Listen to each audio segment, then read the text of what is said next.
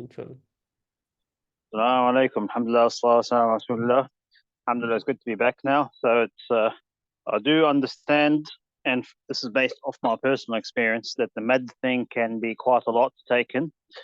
And as I've said it earlier, probably in the private classes, the reason why it tends to be quite complex is not only are we trying to cover a big amount of information in one go, the way the book is actually written, as I said, it's for university students and people about to graduate from their ijazah.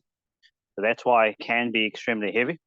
As mentioned earlier in the previous lectures that we've done online, this is basically a brief illustrated guide of the poem of Al-Jazariya by Imam Al-Jazari, which is a prerequisite to be memorized and understood by the Huffaz once they graduate. So what we, obviously the precursor that helps with this one, and alhamdulillah, I have looked up just recently on YouTube, there are lectures you can get in English. The precursor to this course is called Tuhfat al-Atfal, which basically it's a 60 or so line summary, half of which cover the rules that we've covered in Mad. And mashallah explains it really in a really nice simplistic method by providing examples. And mashallah, it prepares the reader with the understanding of the basics of Mad, if it's compulsory, and if it's wajib, lazim, classifications. That way you could say the basic knowledge, so you're able to absorb it by the time you reach this course. So that's something I highly recommend. Type in Tuhfat al-Atfal in English. And without any further ado, I'll carry on with the book, inshallah. So I do apologize, I have to briefly cover it because we've still got another 60 pages on the book to cover, inshallah. So we'll start off, I'll personally start off reading here the attention the Imam talks about. Bismillah ar-Rahim. So Dhamma is a short waw, Fatha is a short alif, and Ya is a short kasra. What the Imam basically means here is that we're talking about harakat now, we're not talking about actual letters, which is the phonetics and the symbols. Technically speaking, if we break down the origins of the harakat, it can be thought of, the Dhamma can be thought of as a small waw. Like for example, when you say book in English, the letter B or Ba has basically a small Dhamma on it. Putting this into context, this is a teaching guide that I've been taught in the past. A haraka, fatha, dhamma, kasra, that's what we're talking about, represents, you could say, a third of a letter. So it's designed to open it, make it sound more open, which is the fatha. A dhamma, which kind of makes it a bit more closed in this closed form, or the kasra, which is the broken plural form. So that's what they mean. You can think of, it is valid to say that you can think of the fatha and the dhamma and the kasra as miniature letters. Carry on. And they're identical to the sound of the origins represented in the mad letters, except that it is shorter. So that's what he means about it being short. So when pronouncing a vowel letter, or a letter with a haraka, we do two things. We emit the letter from its original articulation point. Like, for example, the hamza, like a, we said that it's a short, sharp closing and opening of the vocal cords at the back of the throat. So that's what the Sheikh means about emitting a letter from its original articulation point. The second point, it is immediately followed by the articulation point of the origins of the haraka. So for example, when I say u, I, I'm actually doing two things at once. The first one is giving the characteristic or the sifa of the letter by pronouncing it from its makharij, or its origins, or its phonetic origins.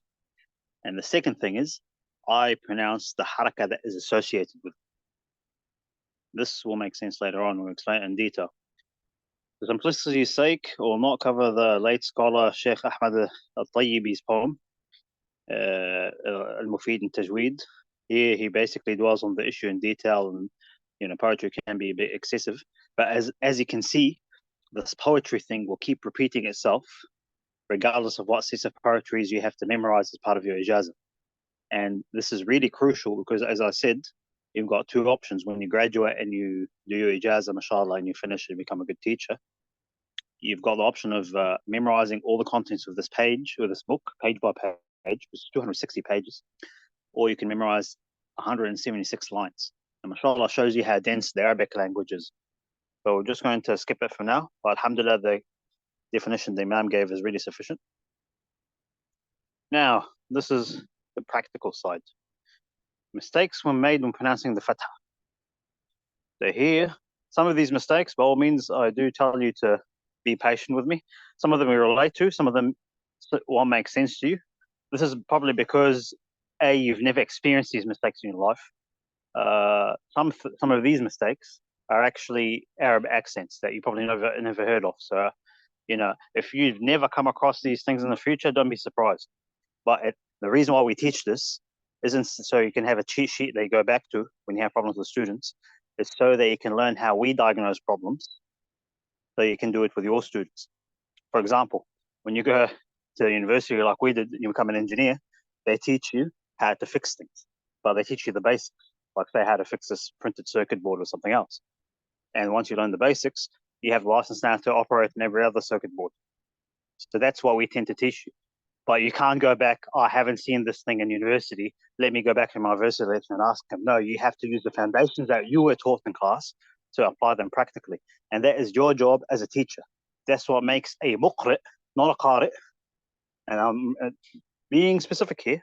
There's a difference between a hafiz. Hafiz memorizes things. A qari is a person that reads, but a muqri, a fully fledged muqri, is a person that can not only teach you the right word, but explain to you what you're doing wrong and provide a solution to fix it. So there's three things I said. So this is why, again, and this is probably, you could see it as a good thing or a bad thing, but it's a good thing that if you can memorize the contents of this book letter for letter, or at least get a full guided explanation, this puts you in a really good position to become a fully fledged teacher with experience. And I'm talking about being an accredited teacher. Anyways, we'll carry on, inshallah.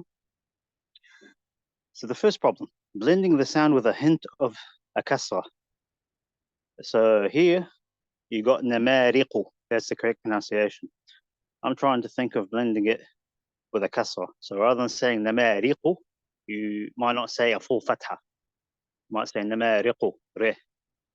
So re isn't the same as ri. It's somewhere in between. So that's what the Sheikh's talking about. You might have heard me again saying this to you in the one-on-one tuition classes. Make tahqiq. Tahqiq here specifically refers to clarifying, or making, like, rather than give me an 80% fatha or 80% kasra, I want you to give me 100% fatha. Rather than going bo, go bu. Or rather than going be, go bi. Same thing here. Namariqu. So when the Sheikh tells you in Arabic, make tahqiq, haqq al-harf, or doesn't mean just clarify, but means specifically, because clarify the letter could pertain to the letter or the sifa of the letter. But here I'm saying haqq, here I'm specifically relating to the haraka relating to the letter. Because as we said, pronouncing the haraka of the letter, obviously, is one thing, but pronouncing the letter is another. So here, namariq can be pronounced correctly as namariq. Second thing, blending its sound with a hint of dhamma. So rather than saying khatama or khatama, sorry, you're saying khata, khata. So you're saying ta instead of ta. Or let's look at qada is a bit difficult, qada, Allahu a'lam, qada. That's probably one way of saying it. Obviously, it's supposed to have a qalqala, so saying qada. Blending it with a sukoon. When required when pronunciation it. Kataba. So you got a'udhu, kataba. A'udhu. So here, I'm trying to think of an Arab example. Like you got a'udhu. Blending with a sukoon is very difficult. You see this very rarely, I think, when you're correcting a student. But you might hear them say something like a'u. You hear like a'u, it's a bit different. So it's a'udhu. Now go to the next section. Dhamma. The example of pronouncing incorrectly, you got innakum. You probably hear it sometimes as innakum, ko. But here, ko is not the same as ku. So when you correct the student, you're supposed to say, okay, make tahqiq of the letter, pronounce a fully fledged waw, but at the same time, it might be a waw issue. You might tell them, please make your lips really round. So that because you're not sure if it's a problem with the sifa or whatever, so you have to differentiate between the articulation of the letter and the haraka. So say it as Muhammad innakum instead of innako. Blending it with a kasra. Oh yes. So here I'll give you an example what the sheikh means in this ayah. I'll say it correctly, and I'll say what's a mistake. آباؤكم وأبناؤكم وإخوانكم وأزواجكم وعشيرتكم. So here, sometimes it's a ku, but people pronounce it with a hint of kasra. Rather than saying آباؤكم, they'll say آباؤكم. So you probably hear this, especially when people come from Turkey, come from Turkic backgrounds in Central Asia. They will merge a haraka from their own background into this Arabic. So again, this is, well, here we're talking about the different variations of mistakes and how to correct them. So just be careful. Make tahqiq, say the right dhamma. Blending it with a sukoon. نعبد نعبد وإياك. When you think about Surah Al-Fatiha.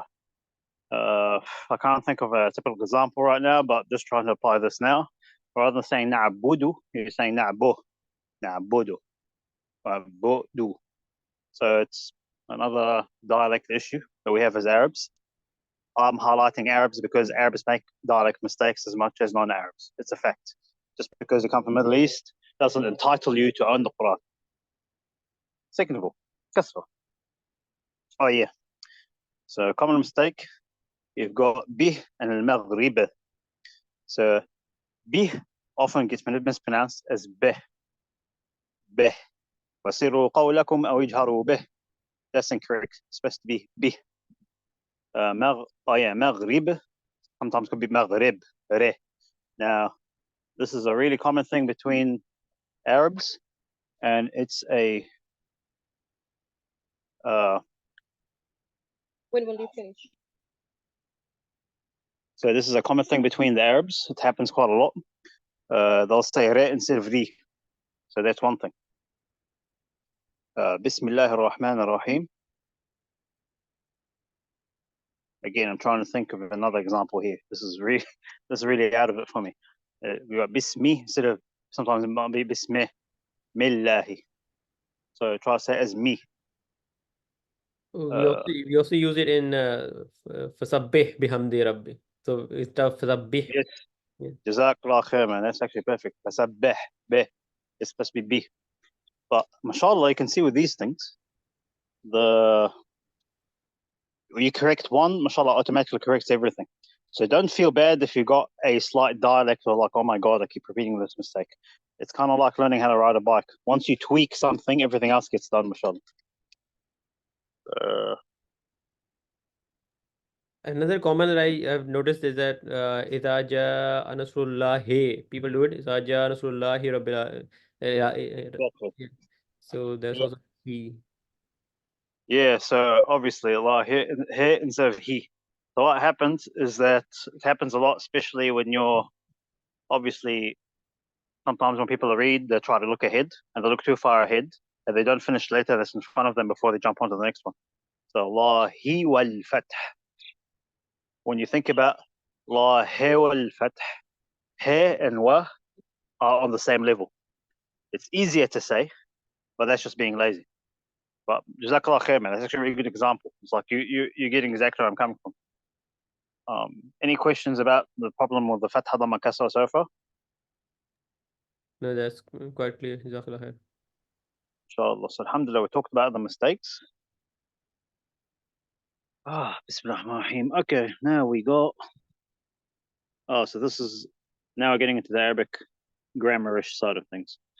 The meeting of the two letters with sukoon in one word when reciting the Quran, the glorious Quran. التقاء الحرفين الساكنين. So here, this is now to execute this level of thinking moving forward. This is where I tell people you need to start thinking like an Arab, because it really helps you. So here, so what are they talking about? It is correct to bring together two letters with sukoon in a single word in two cases. Now, the thing is, what's the problem? You might say, why even have a chapter about this? Well, it's pretty obvious. A sukoon means to make, or a sakin is something that's still or cannot move. So you put a sukoon on something, like ab, it can't be pronounced. This becomes a problem.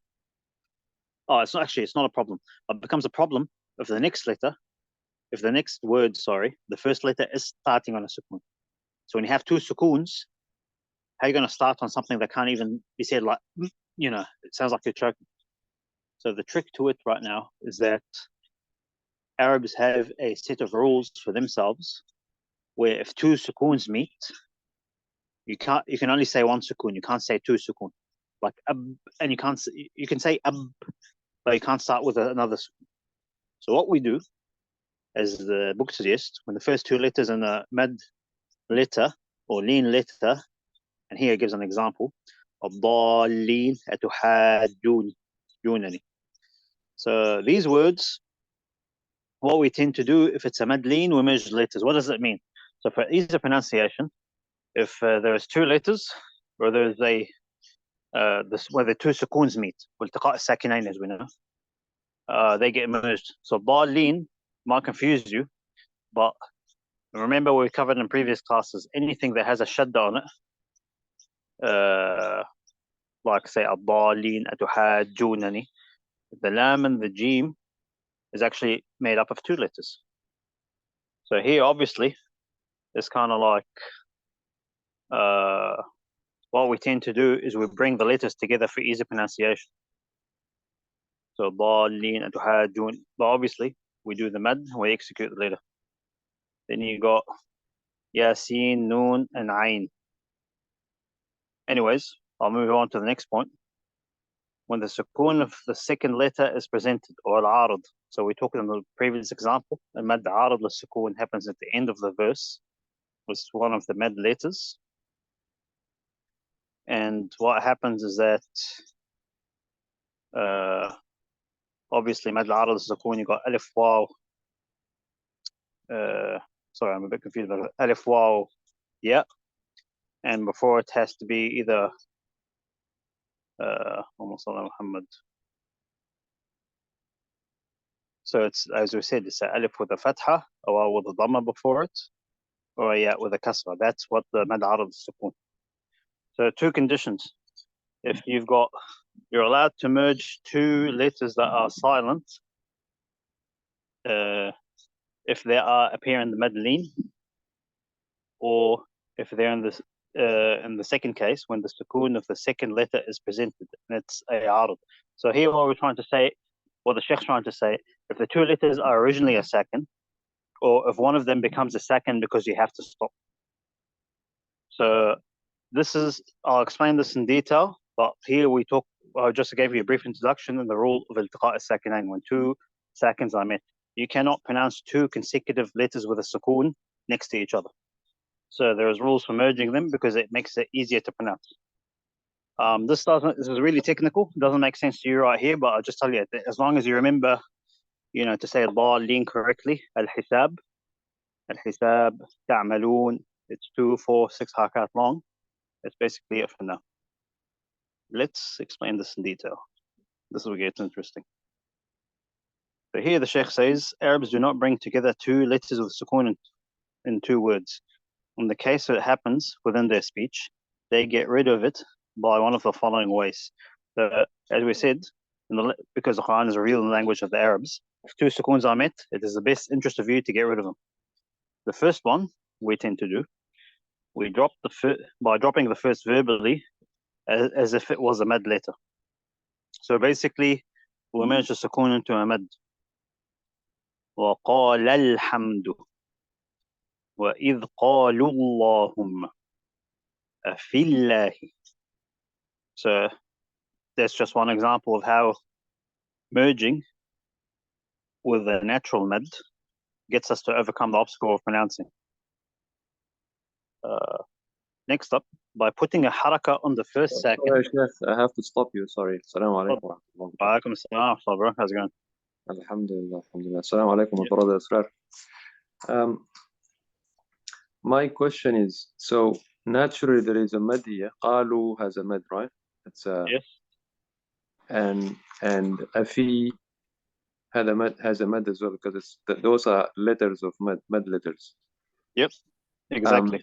So naturally you should prolong them 2 harakas, right? Oh, مد طبيعي basically, yeah. not طبيعي, yeah, not طبيعي. Yeah. But in this case you won't. You just kind of brush over them. You Yeah, don't so you treat yes, them as you if merge. it's a ضمة or كسرة rather than a mad. Yeah, in this case, yes. So the example, because the other way of pronouncing it, which is incorrect, we can't say وَإِذْ قَالُوا اللَّهُمَّ, because you have, obviously that's cutting it up. So the trick is, as you can see, this is further backed up in the rasm or the script itself by the fact that after the mad letter, there's always hamzat al-wasl. Yeah. As you can see, it's got that symbol. It looks like a alif with a sad on it, not a hamza. Yeah. So that's the biggest hint. You just merge straight into it. So what you're doing effectively is you're not ending on a sakin. This is really technical right now, but I'm not trying to overwhelm you with it. But basically, you're extending the mad to break the silence. In order, you're moving basically the first letter and merging to the second letter. So you overcome the problem of pronunciation. Because you can't say afi allahi, so you say afillahi shak. It's more smoother that way. But by mad, we don't mean 4 or 6 harakat. We just mean a natural mad, just like an extension. Hopefully that explains it. Yeah. Okay. Jazakallah. Is mine. So that's one practical solution. Sorry, that the Arabs overcome the problem of actually pronouncing that mad that we've come up with. The second solution is a bit more blatant or straightforward or confrontational. We do this by putting a haraka on the first second letter, if it is a correct letter. Correct here in Arabic, I think it's a pronunciation translation issue. They mean sahih. I'll explain that in a second. So let's just call it a letter for sake of simplicity. So you got 2 options. Either you do the mad thing that we said, وَإِذْ قَالُوا اللَّهُمَّ أَفِي اللَّهِ وَقَالَ الْحَمْدِ. The second option is you've got 2 seconds, and if it's not a mad, so what do? You put a haraka at the first letter that has a sukoon, which is usually the last letter of the word, and you move it so that you can overcome the sukoon of the next letter. The examples the Sheikh has is min Allahi. You don't go min Allahi, you go min Allahi. Alaykumul qital. So here, I can't say alaykumu al-qital. Obviously, I'm not going to talk about other qira'at. I'm not really licensed to discuss wawil jam' in this case. But alaykumul qital. قُلِ اللَّهُمَّ. You don't say قُلْ اللَّهُمَّ. دَعَوُوا اللَّهَ يَا صَاحِبَيِ السِّجْنِ. So here, alhamdulillah, we provided you with 2 examples. We broke the issue of when 2 sakinain meet. What you need to understand is that for you, as somebody that's just reading the Quran, is that mashallah, these have already been put in place for you. So all you got to do is just pronounce the harakat as it is, and your problem is solved. They don't have to think too much about it. You just say the natural mad in the long length, that works. You say the harakat correctly, 100% fatha dhamma kasra, and you should naturally merge into the second word. That's all you need to know. But here I'm talking about the origins of merging between the 2 words. So that's basically that summary. Any more questions about that so far? All good. Alhamdulillah. So we'll read the attention part. Attention. The original rule for getting rid of the meeting of the 2 letters with sukoon in 2 words is to give the first sakin letter a kasra. So here, the Sheikh gives an example. قُلِ اللَّهُمَّ وَأَن لَوْ اسْتَقَامُوا أَمْ ارْتَابُوا. Again, we're specifically speaking on Hafs. The rules may be breached either. Now, this is the exception to the rule. Number 1, to a fatha because it is the lightest haraka. What do I mean by this? So it's easier to break قل اللهم أو أن لو استقاموا. For certain cases, it's lighter to say a fatha.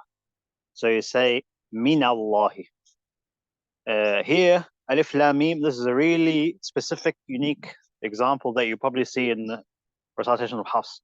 Here, this is basically the linking of the alif lam mim with the next ayah, and this is talking about Surah Al-Imran. So this is a really specific thing for Hafs. I'm not going to dwell on it in too much detail, but the way we talked, remember when we did Bab al-Basmala, we said you can swap between ayat, you can link them together, you've got options. But here you can read, normally you would read, Alif Lam Mim Allah. But if you have to link, then you go Alif Lam Mim Allah. So it's Mim Allah. Mim Allah, basically, yeah. So that's an exceptional, that is an exceptional circumstance. Just remember that. Take an example. A dhamma, in its plural form. So here, عليكم القتال بهم الأسباب. So when you look at the Arabic, عليكم and bihim is referring to a group of people, that's what it means about plural, because it's talking about a group, and you finish off with a dhamma and then link. And the last example is called, where you might break this exception to the rule. دعوا الله يا صاحبي السجن. So here you might say, well, these harakat don't fit on the fatha or dhamma exceptional category. What does دعوا الله يا صاحبي السجن mean? And here we say للمجانسة, or it's because they come from, you could say, similar origins. So when we say دعوا الله ويا صاحبي السجن, the criteria that we're using, because remember we said there's two types of idgham. There is the exact mutamathilain, where it's two letters and you merge them together into one letter, where their sifa is identical and their makhraj is identical, or they're close enough. So here, if the makharij, if the last letter of the first word and the first letter of the next word is close enough, then we just merge it together like that. Provided, again, as you can see, that you need to be careful, because that's when you need to look at Hamzat al-Wasl. You need to understand your Hamzat al-Wasl when it comes to merging, because if you will make this mistake if you don't see it. All these ones, the example I gave in this circumstance, have Hamzat al-Wasl. Wasl means to connect, so you don't have to go Da'u Allah. You actually read it continuously, and it's done for the sake of easy pronunciation. Alhamdulillah, I think this covers that chapter. Any questions so far about Hamzat al-Wasl, Iltiqa al-Sakinain, and any mudud so far? I've got one question, Sure. if you allow me, please. Oh, go for it. And it's more of a grammatical kind of question. When you go back a little bit, about you going back to the التقاء الحرفين الساكنين في كلمتين. Yep. There is example of نوح ابنه. Yep. So Nuh, normally, naturally, you don't, in Arabic grammar, you don't put tanween on it. Is that right? It's usually just one dhamma. Oh, that's interesting. Yes. Yeah. So here, is that because it's ism a'jami, or I'm trying to remember just. Yeah. So here, what you said is really a really interesting thing. So this is completely outside the Tajweed syllabus. Yeah, But, I know. I don't want to miss it. That's all. No. What you're saying is perfectly valid, because at the end of the day, people say, I want to study, and this is what I hear sometimes, I want to study Tajweed, but I don't want to learn Arabic. And the question is how in the world are you going to become a well-renowned Qari if you don't understand the Arabic language that you're reading? It's like saying, I want to be in Spain, but I don't want to meet Spanish people. It doesn't work. If you're already in the game, you might as well, finish it. So, mashallah, traditionally what gets taught, this is what gets taught. You'll be in the madrasa, you learn how to read when you're a young age. you graduate, become a hafiz, let's say that's good. Once you become a hafiz, you need to learn tajweed, become a qari.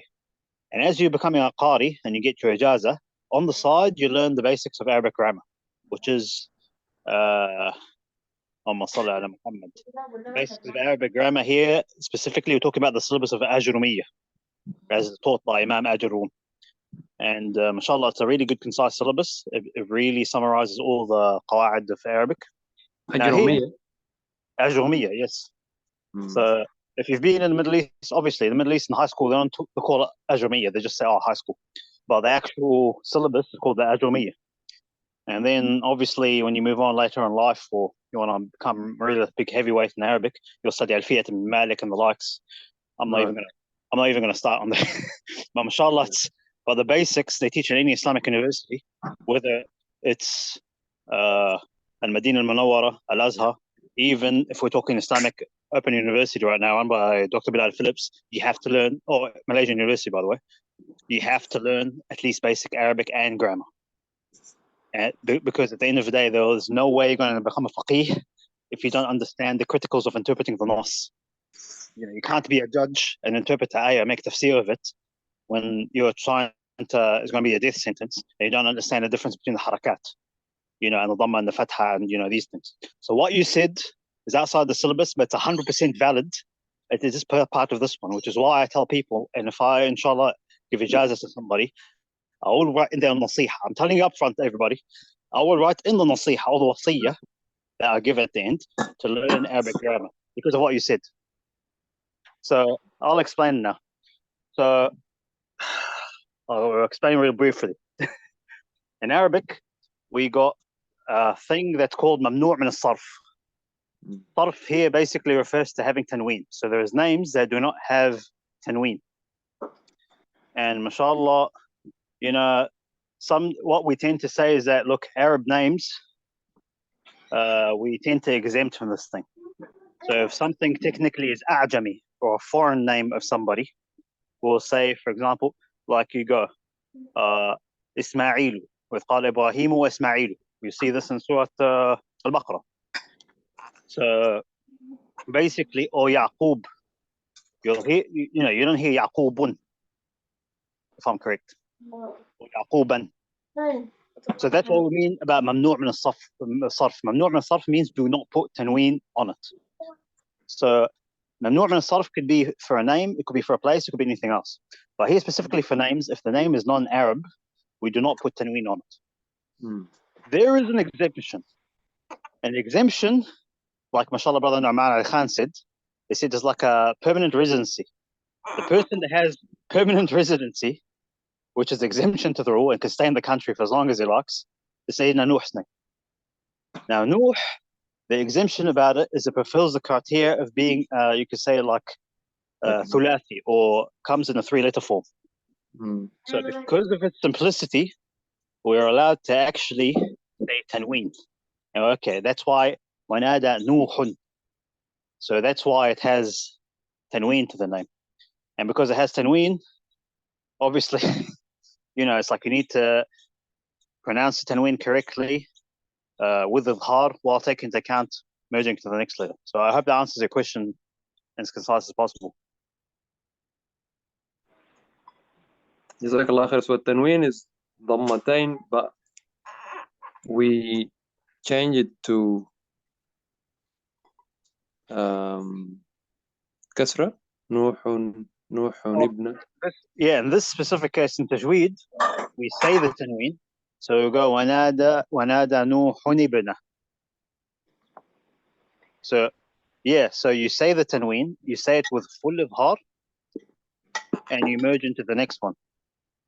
But what you do is basically you make tahriq of it at the end. So you have to say the tanween. So say Nuhun ibn. Because the tanween itself has got sukoon in it. That's quite tricky, isn't it? Yes, exactly, mashallah. Yeah, you're onto it. But mashallah, we're really getting into the phonetic side of things now. Like, I mean, that's obviously it's really technical, but mashallah, what you asked is really valid because it really ties in the importance of studying Arabic grammar and qira'at. The best example I shared with you guys on the WhatsApp group is I'm doing my test today for Shu'bah. And Shu'bah, Allahumma salli ala Muhammad, we got al-birra and al-birru. Now, subhanAllah, Imam Hafs, he reads with laysa al-birra. But Imam Shu'bah, he reads laysa al-birru. I'm like, subhanAllah, this is a bit weird. You know, because in the same page, it says al-birra and birru, as it does with another one. But why specifically this harakah at this moment of time? And then, subhanAllah, you realize there's a 4-page tafsir just talking about the harakah, not the actual. You study the tafsir of the ayah, but once you do qira'at, you study the tafsir of the impact of the qira'ah on the ayah, mashallah. And you find bir means good, but birra is talking about a specific good that they're talking about in the context of the ayah. But when Sheikh Imam Shu'bah uses birru, he's talking about, they have absolutely no good at all. So it negates any good that they've done, mashallah. Because at the end of the day, the part of the kuffar of Quraysh is like whatever they do is going to be invalid anyway. But subhanAllah, in the other recitation, it talks about the action that they're trying to do. ليس البر أن تولوا وجوهكم قبل المشرق والمغرب ولكن البر من it talks about that context, mashallah. So mashallah, you cannot divorce Arabic. I mean, don't get me wrong. Yes, you might even get an ijazah. Let's be honest. If you pronounce the Quran, if and only if every single letter is pronounced from the beginning to the end of the surah, but the highest rank you'll probably achieve is shahadat qira'ah, which means I've recited, and that's basically it. But to achieve proper iqra' is to actually know these things. So what you're saying, mashallah, is in line with the book, although it's not related, but it is a completely different syllabus. So I hope that I've demonstrated to the other students the importance of covering this, inshallah. جزاك الله خير يا أخي جزاك الله خير. لا أجمعين, man. Alhamdulillah, it's good to see that it was worth it studying Arabic. So it was a really good question. Okay, I'll cover the next one real quickly. This is a really interesting example. So everybody is ready for the next one? Yes. Bismillah. Okay, now we're getting basically this is the really specific stuff to Imam Hafs. Bismillah. Miscellaneous. Here we're talking about easing of the hamza, or tasheel. It is the pronunciation of the eased hamza between a clear hamza, muhaqqaqa, and the letter of the mad, which is similar to its harakah. In the narration of Hafs, there is an eased hamza with a fatha, with only one way of pronouncing it. And it's the second hamza in the word of Allah in Surah Fussilat, verse 44. So now we're getting, mashallah, we've covered basics or advanced forms of Tajweed. We're looking now at the really specific words that Imam Hafs pronounced. So here in Arabic, if I have to write it in Arabic on the keyboard, the word will sound like a'jami. The language of the Arabs dictated that not every single Arab dialect, or let's just say region or tribe, pronounces a. Now, some people, they made it easier. It's like saying going to. If you live here as long as I am, you're going to say, I'm going to go to the park. You're not going to read Shakespearean, I am going to do this and whatnot. So there are valid words or constructs within the language that facilitate easy pronunciation. Same thing for Arabic. So Imam Hafs specifically, he made the second hamza, rather than doing 2 hamzas consecutively, he made it easier to pronounce. So rather than going a'jami, he said a'jami. Can you guys hear the difference?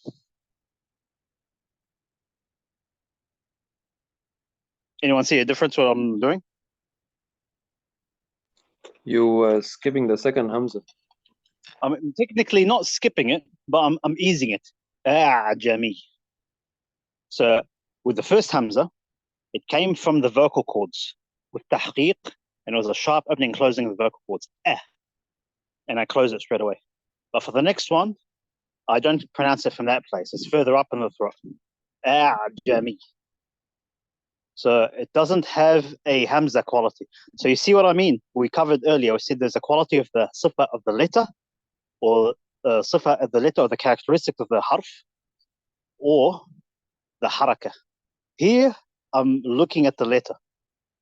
I don't want to pronounce 100% hamza. You guys get where I'm coming from?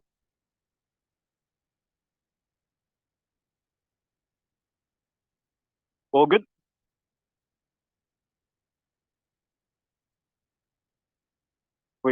So just remember, it's you're not eliminating the hamza. Example of eliminating a hamza, you probably hear this famously in Warsh and other recitations like yuminun. That is complete elimination.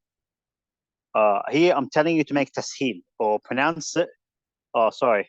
Make it easy to pronounce. Don't pronounce it 100%. Jami. So the first one is always stronger. So that's only in Hafs and Surah Fussilat in one place.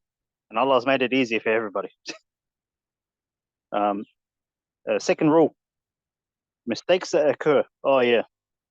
You don't want to read it as we said, pure Hamza. Jami. You don't want to read it as Jami. You see, Jami. I've let out too much air now. Because it's a really gentle bounce. It's two bounces. You don't go you go So you're easing into the next one. That's something to remember. Don't mix it with any letter. Don't confuse it with anything else. And going to the next page. Usually, what you'll find in your mushaf, the second hamza is swapped with a dot. That's the symbol of it in the mushaf. Any questions about the word?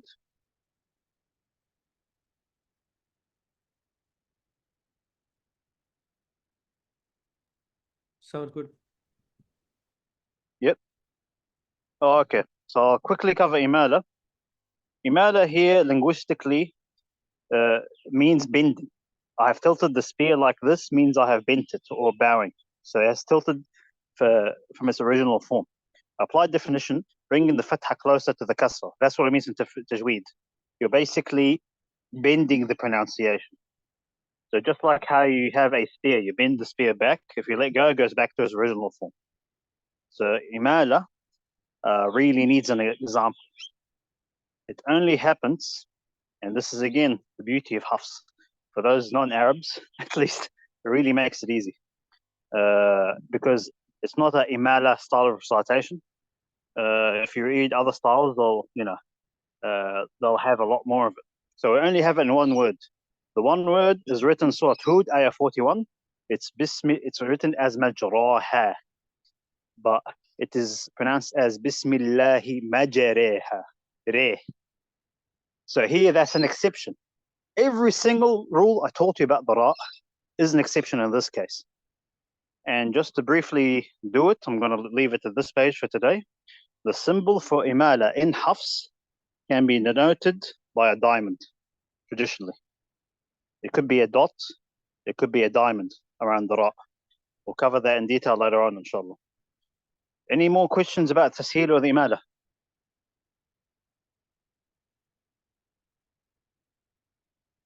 Alhamdulillah, now you're getting into the juicy stuff that's specifically Hafs only now. All good. Jazakallah khair. Ajma'een, that's pretty good. So inshallah, it's I think a race to the finish now. Now we're getting to the really specific juicy stuff.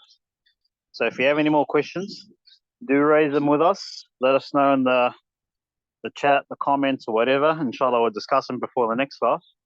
As far as I'm concerned, just keep up the good work, and we'll meet up, inshallah, next week pretty soon. Subhanallah wa bihamdik, la ilaha illa ant, astaghfiruka wa atubu ilayk. Jazakallah khair. Can you mention the next section's page number? Where we'll start?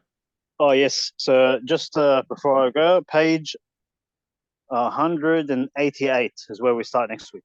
Inshallah. Jazakallah khair. Jazakallah khair. Assalamu alaikum.